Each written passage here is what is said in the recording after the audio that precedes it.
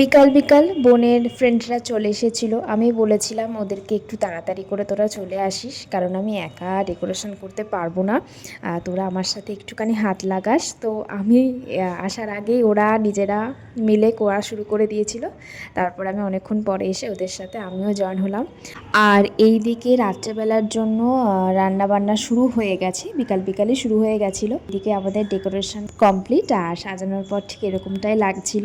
আর ওর ফ্রেন্ডরা যা যা গিফটগুলো দিয়েছিল সেগুলো আমি সুন্দর করে একটু সাজিয়ে রাখছিলাম। আমি কেকটাও একটু ডেকোরেশন করছিলাম। আমি কিছু রিয়েল ফ্লাওয়ার এনেছিলাম, সেটা দিয়ে একটু কেকটা সাজিয়ে দিলাম সুন্দর করে। কেক কাটতে কাটতে প্রায় 9:30 বেজে গেছিলো। ওর ফ্রেন্ডরাও সবাই আসেনি, আর সবাই না আসলে তো কেক কাটা যাচ্ছিল না। সবাই মিলে আসবে, আনন্দ করবে।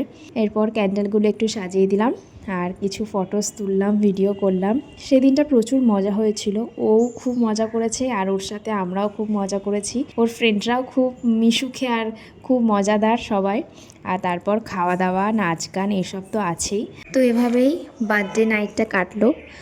তোমাদের কেমন লাগলো ভিডিওটা অবশ্যই জানিও। ভালো লাগলে একটা লাইক করে দিও, আর চ্যানেলটা অবশ্যই সাবস্ক্রাইব করে দিও। আজকের ভিডিওটা এখানেই শেষ করছি।